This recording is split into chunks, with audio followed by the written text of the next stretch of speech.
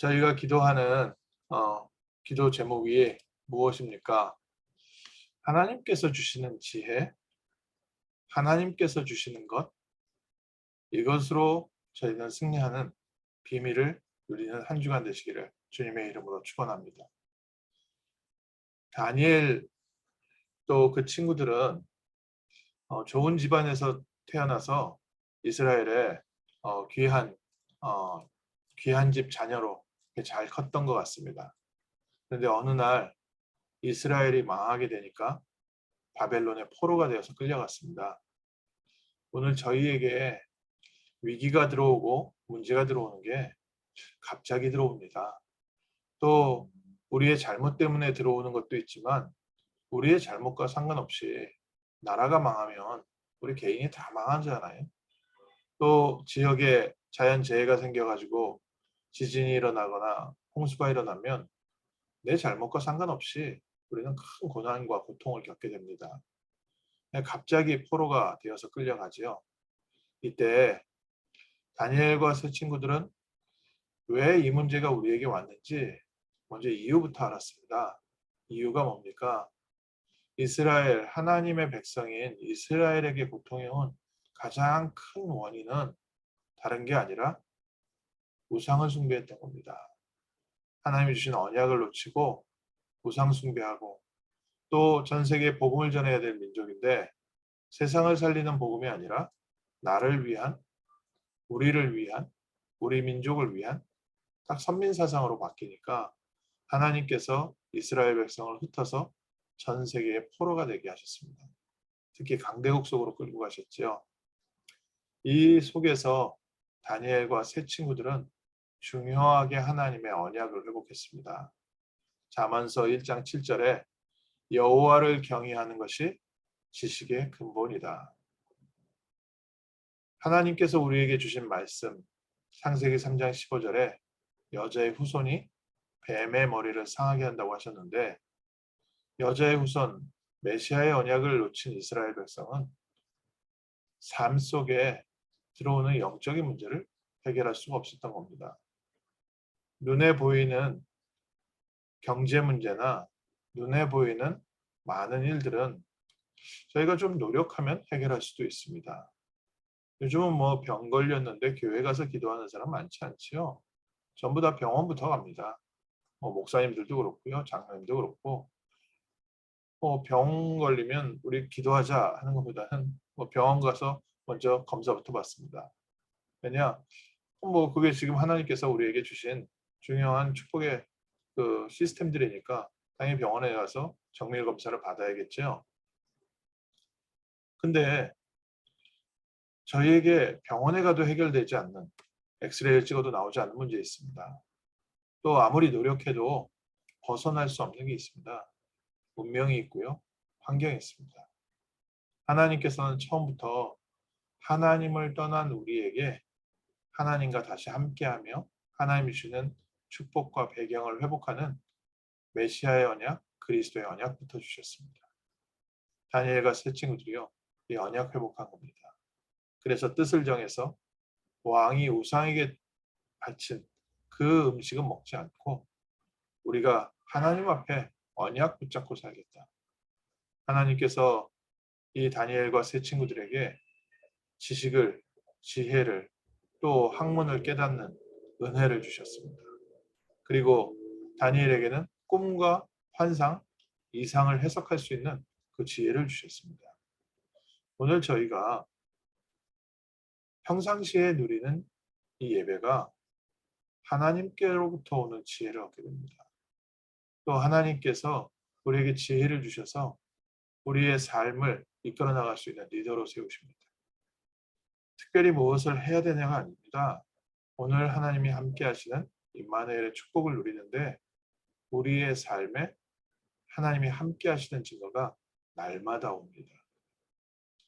하나님이 주시는 응답이 날마다 쌓이던 과정 가운데 이 다니엘과 세 친구들은 새로운 위기를 겪었습니다. 저희가 위기가 오는 이유는 이스라엘이 언약을 놓쳐서 포로가 되고 속국이 되고 노예가 된 것처럼 언약을 놓칠 때 창세기 3장 문제 때문에 오는 위기가 있고요. 그 언약 속에서 분명히 성령의 인도를 받고 있는 가운데 오는 위기가 또 있습니다. 이거는 정말 중요한 하나님의 응답의 시간표입니다. 다니엘서의 3번의 죽음의 위기가 있는데 이때마다 하나님께서는 세계복음화의 응답으로 바꿔놓으셨습니다. 하나님 입장에서 저희가 다시 한번 본다면 하나님은 다니엘과 세 친구들을 통해서 세계복음화 하시려고 그 당시에 특별한 사건을 만드신 겁니다. 전 세계 모든 사람이 다니엘과 세 친구들을 주목할 수밖에 없게 만들고 그곳에서 여호와 하나님 메시아의 언약을 선포하게 하셨습니다. 바벨론이 그때 당시에 그 지역에 그 근처의 모든 지역을 다 통합을 했으니까요. 전 세계의 모든 신들이 모여 있는 곳이었습니다. 그 전 세계의 모든 점쟁이들, 모든 종교인들이 다 바벨론에 모여 있었습니다. 첫 번째로 하나님께서는 이때 정말 미래를 아는 지혜를 주셨습니다. 오늘 저희가 언약을 붙잡으면 하나님께서는 우리에게 미래를 알게 하십니다. 느부갓네살 왕이 꿈을 꿨는데 꿈을 꿔놓고 지시를 했습니다. 내 꿈을 말하고 내 꿈을 해석해라. 그러니까 사람들이 당연히 왕이여 꿈을 얘기해주면 우리가 해석해주겠습니다. 이 왕이 보통 왕이 아닌 거예요. 너희들이 내가 꾼 꿈을 알지도 못하고 내가 꾼 꿈을 해석해주지도 못하면 너희들 가짜 아니냐 이거죠. 너희 같은 사람들은 필요 없으니까 전국에 바벨론이 다스리는 전국의 박사와 술객, 점쟁이들 다 죽여라. 전 세계에 있는 모든 쉽게 말하면 종교인들, 공부했다는 학자들 다 죽게 생겼습니다. 그래서 실제 죽이려고 했는데 이때 다니엘이 며칠만 시간 달라고 해서 기도하고 왕 앞에 나가서 그 꿈을 얘기해주고 꿈을 해석해줍니다. 그러면서 한 말입니다. 다른 사람들은 은밀한 것을 나타낼 수 없습니다. 오직 하나님만이 은밀한 것을 나타내시는 분입니다. 오늘 저희가 예배드리는 비밀이 이겁니다. 하나님은 미래를 알리시고 은밀한 것을 알리시고 비밀한 것을 알리십니다. 그래서 하나님의 자녀들을 통해서 세상을 이끌어 나가게 하시고 세상을 살리게 하시고 이 다니엘이 그러면서 꿈을 해석을 해줬습니다. 이 다니엘 그 바벨론 왕이 꾼 꿈이 큰 신상 하나를 봤는데 머리는 금으로 되어 있고요. 가슴은 은으로 되어 있고 배는 청동으로 되어 있고 그리고 다리는 쇠로 되어 있고 그리고 발은 쇠와 흙으로 섞여 있는 겁니다. 그런데 갑자기 산에서 돌 하나가 날아오더니 이 신상을 때리니까 이 신상이 산산이 무너지고 만 겁니다. 이 꿈이 무슨 뜻이냐 하면서 설명을 해주는데 첫 번째 금은 지금 바벨론을 의미하고 은은 바벨론 이후에 올 바벨론보다 조금 못한 나라 그리고 그 다음에 청동으로 된 나라 그 다음에 쇠로 된 나라 그 다음에 쇠와 흙이 좀 섞여서 잘 용화되지 않는 그런 나라가 올 겁니다. 그런데 그 나라를 하나님께서 영원한 나라를 하나 세우시는데 하나님이 세우신 영원한 나라 그 돌에 완전히 파괴될 것입니다. 무엇을 의미합니까? 저희는 역사를 알지 않습니까? 바벨론과 그 후에 올 페르시아, 그 후에 그리스, 그 다음에 로마. 그 로마 시대에 그리스도께서 오셔서 반석이신 그리스도께서 오셔서 이 모든 왕국을 무너뜨리시고 하나님의 나라 회복하실 것이다. 사람이 세운 나라는 무너지게 되는데 결국 나라는 계속 바뀌는데 영원한 나라 그리스도께서 만드시는 하나님의 나라에 말 것입니다. 전 세계 모든 지금 박사들, 수교육들이 다 죽게 되어 있는 그때에 하나님께서는 다니엘을 세워서 참 복음, 세계 복음화의 언약, 메시아의 언약을 선포하셨습니다. 이 이 느부갓네살 왕이 깜짝 놀라서요. 다니엘 앞에 절을 합니다. 이 왕이 어떤 왕인데요? 전 세계를 통일시킨 그런 왕인데 그 왕이 이스라엘에서 끌려온 포로로 끌려온 소년 앞에 절을 합니다. 그러면서 너희 하나님이시야말로 신들 중의 신이다. 세계복음화죠. 전 세계의 모든 종교들 또 박사들 이 사람들이 하는 얘기는 다 가짜고 정말 너희 하나님이 참 하나님이시다.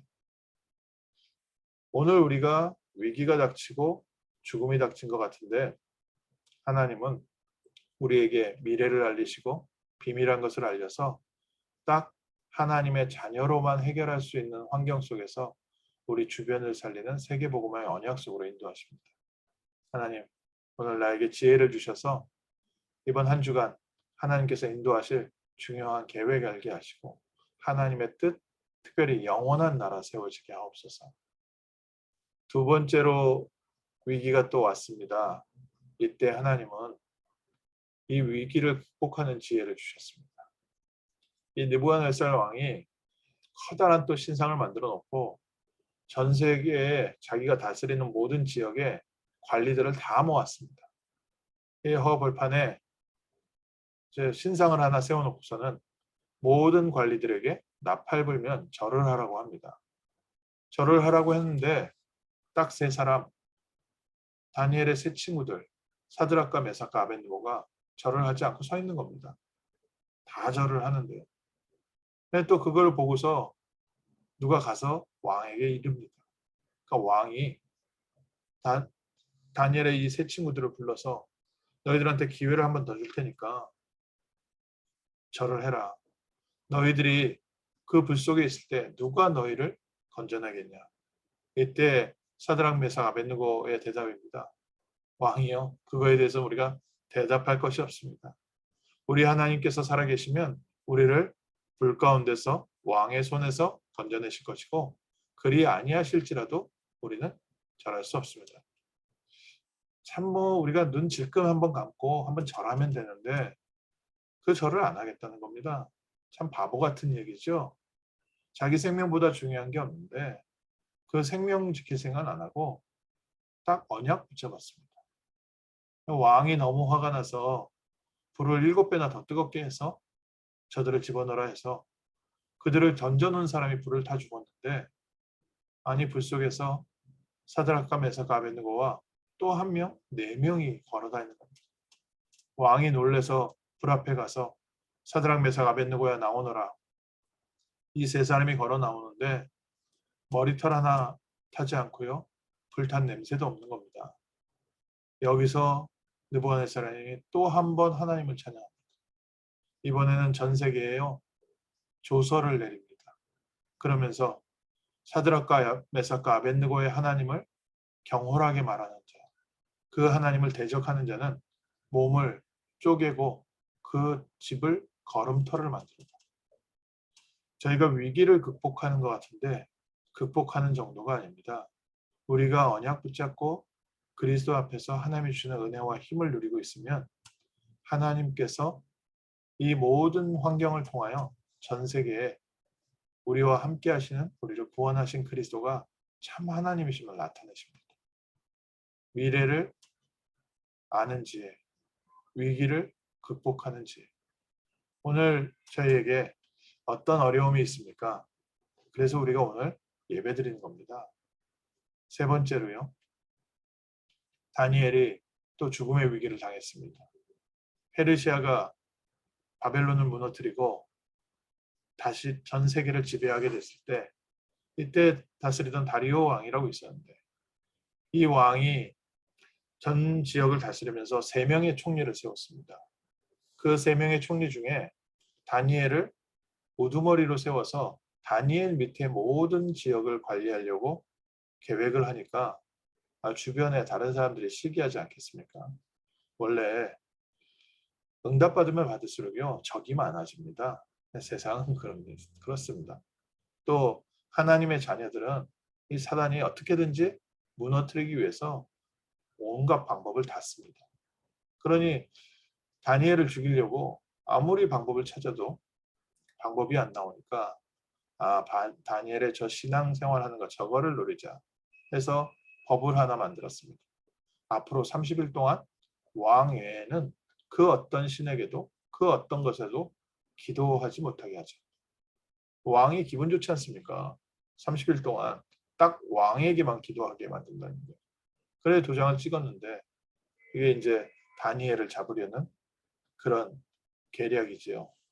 그런데 다니엘은 왕의 도장이 찍힌지 알고도 전에 행하던 대로 자기 집에서 예루살렘을 향한 창을 열고 하루에 3번씩 감사하며 기도했습니다. 30일만 참으면 되는데요. 그것도 굳이 창문 열어놓지 않고 좀 골방에 숨어서 하면 되는데 조금만 지혜롭게 하면 되는데 다니엘이요. 원래 자기가 하던 대로 했습니다. 다니엘의 인생의 우선순위지요. 그러니까 득달같이 그 모함했던 사람들이 다니엘을 가서 고소했습니다. 법이니까 어쩔 수 없이 사자굴에 던져 넣었습니다. 이 다니엘을 사랑했던 다리오 왕은 다음날 아침 사자굴에 찾아가서 다니엘아 다니엘아 네가 섬기는 살아계신 하나님께서 너를 구원하시기에 능하셨느냐. 다음날 아침에 다니엘이 그 사자굴 속에서 대답을 합니다. 왕이여 왕은 만세수를 하옵소서. 어젯밤에 내가 섬기는 하나님께서 주의 천사를 보내서 사자의 입을 틀어막음으로 제가 안전합니다. 그러니까 다리오 왕이 당장에 다니엘을 꺼내라고 하고 다니엘을 모함했던 사람들을 그 굴 속에 집어넣습니다. 우리에게 인간관계 갈등 올 때 하나님은 이 갈등을 오히려 대적을 무너뜨리는 응답으로 바꿔놓으셨습니다. 우리에게 위기가 온 것 같지만 우리에게 어려움이 오고 우리 주변의 사람들이 나를 모함하는 것 같지만 다니엘은 사람과 싸우지 않았습니다. 다니엘은 평상시에 했던 성령 충만의 언약 속으로 들어갔습니다. 그게 지혜입니다. 우리는 사람이 조금만 나를 뭐라고 해도 네가 나를 그렇게 해? 또 이럴 때 내가 가만히 있으면 네가 앞으로 계속 그러지? 하여간 내가 너 죽인다. 이런 식으로 달려들거든요. 세상 방법입니다. 다니엘이 조금만 또 지혜롭게 이 싸움 하지 말고 피하자 했다면 다니엘이 목숨을 구할 수 있었을 겁니다. 그런데 다니엘은 그렇지 않았습니다. 사람과 싸우지 않고 영적 싸움 싸웠습니다. 무엇보다 평상시 누리던 예배의 축복 속에 있었습니다. 이때 하나님께서 모든 것을 뒤집어서 오히려 그동안 다니엘을 괴롭히고 어렵게 했던 모든 대적을 정리하는 축복의 기회였습니다. 우리에게는 위기처럼 보이고 문제처럼 보입니다. 그런데 그 위기가 하나님의 복음을 세계를 복음화하는 중요한 전환점이 되도록 하나님께서 만드신 하나님의 작품입니다. 다니엘과 그 친구들을 통해서 저희가 하나님이 주시는 지혜를 얻었으면 좋겠습니다. 미래를 아는 지혜, 또 위기를 극복하는 지혜, 또 갈등을 응답으로 바꾸는 지혜. 이 모든 지혜를 통해서 우리가 성공했다. 우리가 그래서 다니엘이 크게 총리가 돼서 부귀 영화를 누렸다. 또 다니엘을 통해서 하나님의 말씀이 전 세계에 하나님의 찬심임을 소개해서 참 잘됐다. 여기서 끝나지 않았습니다. 하나님이 다니엘과 세 친구들을 준비하신 진짜 이유는 무너진 성전을 회복하는 기초를 쌓게 합니다. 페르시아의 왕이었던 고레스 왕이 자기 원년에 모든 이스라엘 백성은 돌아가서 성전을 회복해라. 이사야 선지자를 통해서 예언되어 있던 예레미야 선지자를 통해서 예언되어 있던 그 언약의 말씀을 성취하는데 다니엘과 그 친구들을 사용하셨어요. 그때 당시에 다니엘에게 고레스 왕에게 가서 이 언약의 말씀 200년 전에 예언되어 있던 고레스 왕에 대한 예언을 전달해 줄 만한 위치에 있었던 사람들 다니엘과 세 친구들과 또 그 외에 중요한 렘넌트들을 세워서 하나님은 그 페르시아에 총리의 자리에서 또 왕을 섬기는 자리에서 살아계신 하나님을 선포하게 하고 성전 회복하고 성전 짓는 것을 독려하게 합니다. 하나님의 방법이지요. 하나님이 우리를 통해서 이 시대의 남은 자로서 렘넌트로 부르셔서 복음을 잃어버리고 복음이 무너져가는 이 시대에 복음 전하는 교회 세우게 하십니다. 영원히 지속될 언약이 지속될 수 있도록 우리가 그냥 단순히 한 시대에 살아계신 하나님을 선포하고 지나가는 것이 아니라 무너지지 않는 복음 전하는 교회, 우리 후대 렘넌트들에게 또 이 복음의 언약을 전달해서 세계 복음화의 언약이 주님 오시는 그날까지 지속되도록 주님께서 역사하고 있습니다. 우리 개인 가정에 먼저 저희가 교회를 세우고 있습니다. 매일 아침. 또 우리가 가는 직장 현장에 또 우리의 학교 현장에 교회가 세워지고 있습니다. 그리고 또 이 LA에 정말 전 세계 모든 종교가 다 모여있는 이곳에 그리스도가 참 하나님이시고 그리스도가 참 모든 문제 해결자이심을 우리가 응답받는 증인으로 또 우리를 통하여 이 복음이 전 세계에 선포되어지는 이 중요한 자리에 저희가 있습니다. 전 세계가 모여져 있는 이 미국에서 전 세계 흑암 문화가 모여있는 귀한 또 라스베가스에서 저희가 이 언약 붙잡고 있습니다. 복음 회복한 교회를 세우는 그리스도의 증인 되게 하옵소서. 하나님이 주신 지혜로 모든 환경을 하나님의 축복의 발판으로 응답의 과정으로 변화시키는 승리의 한 주간 되게 하옵소서. 우리 합심해서 기도하겠습니다. 기도하겠습니다. 하나님, 오늘 저희가 다시 한번 오직 그리스도, 오직 예배, 오직 기도의 축복 속으로 들어가게 하심을 감사합니다. 주님께서 우리와 함께 하신 것, 그리스도께서 우리의 삶을 인도하셔서 세상 모든 사람들을 살리고 어려움 가운데 있는 자들에게 복음의 빛을 비추며 정말 하나님의 말씀을 대적하는 자들을 그리스도 앞에 무릎 꿇게 하는 이 축복의 대열 속에 불러주심을 감사합니다. 먼저 저희에게 그리스도의 언약이 회복되어지고 그리스도의 언약을 누리는 시간 되게 하시며 우리를 통하여 복음 전하는 참 교회 회복하는 축복의 증인 되게 하옵소서. 주 예수 그리스도 이름으로 기도합니다. 아멘.